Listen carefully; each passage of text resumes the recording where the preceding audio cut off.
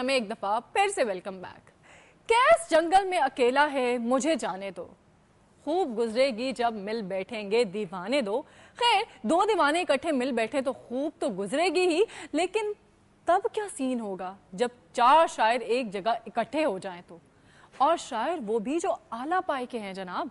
تو آپ سوچیں کہ پھر کیا حالات ہوں گے جب سعدی, غالب, فیض اور اقبال یہ سب عظیم شعراء ایک جگہ پر اکٹھے ہو جائیں. جی ہاں, یہ چاروں لیجنڈز موجود ہیں ایک محفل میں, اور یہ محفل تھی موسیقی کی. مجھے تو بہت ایکسائٹمنٹ ہو رہی ہے اس محفل میں جانے کی, یقیناً آپ کو بھی ہو رہی ہوگی. کون کافر ہے جو اس محفل میں جانا نہیں چاہے گا؟ تو پھر دیر کس بات کی ہے, چلتے ہیں نا اس محفل میں.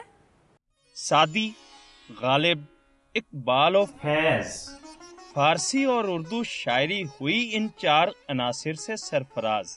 ان کے شاعری سے جھلکتا ہے محبت کا رنگ, تصوف کی خوشبو اور اپنے دور کی تصویر. روح میں اترنے والا غالب کا انداز تغزل ہو یا کہ عشق و مستی سے مخمور شاعری دل دھڑکنے کا سبب بن جائے.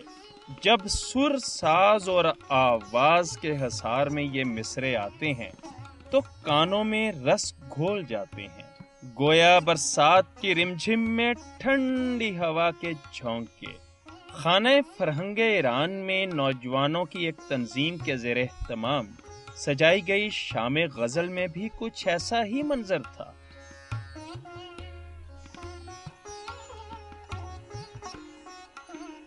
نو آموز گائک سر بکھیر رہے تھے اور محفل ان کی آواز و انداز کے سحر میں کھوئی ہوئی تھی.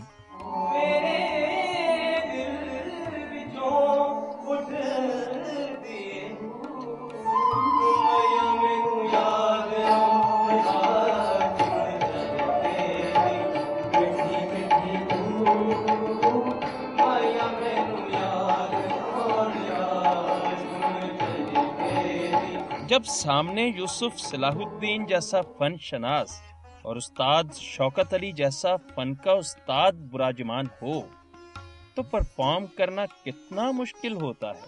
لیکن اگر فنکار سریلا, سچا اور سچا ہو تو سر خود ہی بکھرنے لگتے ہیں. سنیے غالب کی غزل اور سر دھنیے کلام اقبال پر. ان کی آنکھوں میں غور سے دیکھا کیا, قلندر کی دھمال پھر بلے شاہ کے من کی صدا.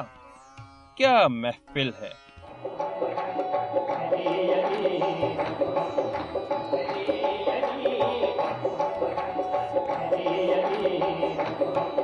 کیا کیفیت ہے, کیا سر ہے اور کیا سرور ہے. خانہ فرہنگ ایران کے ڈائریکٹر ڈاکٹر عباس فہموری ہمیشہ ایسی خوبصورت محافل کا کریڈٹ سمیٹتے ہیں. میں سمجھتا ہوں کہ یہاں اس کو ایک پلیٹ فارم دیا ہے ایران کلچرل سینٹر نے, تو یہ بھی ایک بہت خوش آئین بات ہے. اس طرح کی محفلوں سے جو ہے ان تمام نوجوان طلباء و طالبات کے لیے جو ہے نا بہت ہی اچھا ایک پروسیجر ہے کہ جو ہے نا ان سب کو جو ہے نا ان کی اویئرنیس ملے. ان تمام شعراء کی, جیسے اقبال ہے, فیض ہے, غالب ہیں اور ایرانی شاعر ہیں سعدی.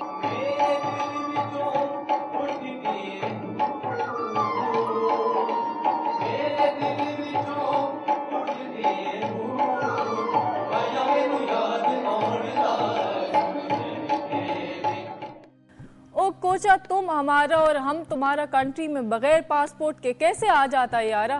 کوئی قانون مانون تو ہونا چاہیے نا. او یارا, پوری دنیا کا لوگ پاسپورٹ لے کے گھومتی, ہم کو بھی پاسپورٹ چاہیے, پاسپورٹ آفس بھی چاہیے. جی تو صحیح ہے نا, مانا کہ بھئی پاکستان اور افغانستان کے درمیان بہت بھائی چارہ ہے, لیکن پاسپورٹ تو ہونا چاہیے تاکہ پتہ چلے کہ کون آیا اور کون گیا. اب تو دونوں ملکوں کے نمائندے اس پر کافی سوچ بچار کر رہے ہیں, اور صرف پاسپورٹ بنانے پر ہی غور و فکر نہیں ہو رہا, اور بھی بہت سارے کام ہو رہے ہیں. تو اور کون کون سے کام ہو رہے ہیں یہ ہمیں بتاتی ہے, یہ ہمیں بتاتے ہیں ماسٹر علی شنواری خیبر سے.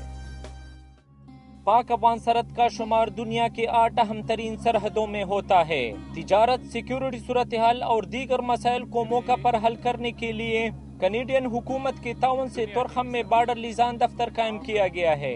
कनेडियन हाई कमिश्नर की सरबराही में एक वफद ने तुरखम का दौरा किया। दौरा तुरखम के मौके पर पाकिस्तानी हुकाम को हर मुमकिन ताउन का यकीन दिलाया कि पाक अफगान शाहरा की तामीर और मुरम्मत के लिए कनेडियन इंजीनियर जल्द इलाके का सर्वे करेंगे। Our next step is going to be to bring some engineers in to work with the Afghanistan and the Pakistan governments and their engineers to see how we can help them to put their plans together so that you can move forward with making this facility really work more efficiently for both sides. Political agent Khyber agency Shafirullah Wazir के मुताबिक सरहद पर लिजान office के क़याम से तमाम महकमे एक ही छत तले काम करेंगे। लिजान दफ्तर के क़याम से मसाइल मौका पर हल होंगे। पाक अफगान सरहद पर बायोमेट्रिक सिस्टम के हवाले से पी खैबर ने दुनिया न्यूज को आगाह किया।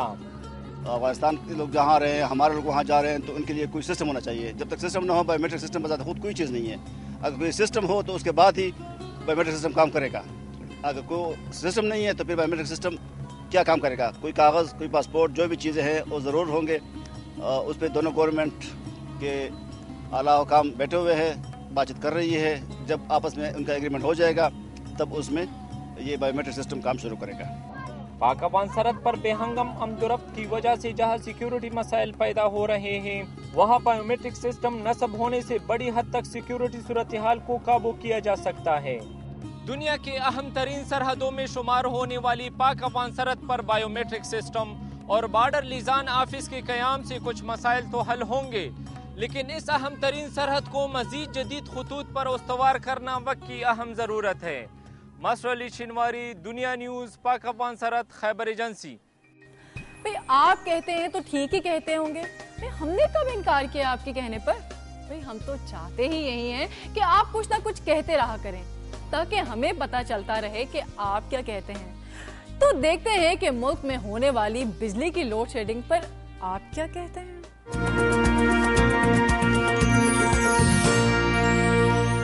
गुजरांवाला चैम्बर तो हर वक्त सरापा एहतजाज बना हुआ है। मैं खुद इंडस्ट्रियलिस्ट हूँ, मेरी अपनी सारी सनत बंद पड़ी। जब कोई मैच होता है तो पूरा दिन लाइट नहीं जाती। तो पाकिस्तान का मैच है या कोई ऐसा अहम दिन है या कुछ, उस पर लाइट नहीं जाती, तो आम दिनों में क्यों जाती है? ये हुकूमत मतलब क्या करना चाह रही है? कुछ इसके ऊपर इसको सही करने की कोशिश क्यों नहीं करती है? जो लोड शेडिंग का मसला है, आवाम जो है इस टाइम पे बहुत ज़्यादा परेशान है। हर रात हो या दिन हो, दोपहर हो, हर टाइम पे लाइट गई होती है। लोड शेडिंग नहीं होनी चाहिए, हमारा कौमी मसला है, लेकिन जो बिजली का ज़िया है ना उसको रोकना चाहिए। हमें आपको सबको कोशिश करनी चाहिए, सबको मिल बांट के ये जो मसला है ऐसे ही हल होगा ना। बिजली का ज़िया नहीं करना चाहिए। बिजली जो ज़्यादा हमें बचानी चाहिए, ताकि यही बिजली जो हम बचाएंगे, ये बेचारे जो बच्चे एग्जाम दे रहे हैं या कुछ जिससे हमारे मुल्क में तरक्की हो सकती है, उधर अगर लगेगी तो ज़्यादा बेहतर है। मैं ख्वाहिशमंद हूँ कि अल्लाह करे हमारे यहाँ लाइट आ जाए। और मतलब ये एक और मसला है जो मुझे दिखा है कि ए लिस्टेड जो एरियाज़ हैं तो लाइट नहीं जाती, और जो मतलब छोटे एरियाज़ हैं वहाँ 1.5 2 8 घंटे लाइट जाती है। मुझे पता नहीं समझ में आ रहा है क्या इन लोगों ने रखा हुआ है। बड़े आदमी जो है वो एयर कंडीशन चलाते हैं, गरीब आदमी पंखा भी नहीं चला सकता। तो मेरी गुजारिश होगी कि बड़े आदमी अपने एयर कंडीशन बंद करके पंखे चलाएं ताकि दूसरे गरीबों को या आम पाकिस्तानी को उसका फ़ायदा हो सके। तो जी जनाब, इतनी सारी बातें हो गई, इतना कुछ कह दिया। इतना कुछ कहने के बाद ब्रेक तो बनती है ना, तो लेते हैं एक ब्रेक। आप मत कहीं जाइएगा।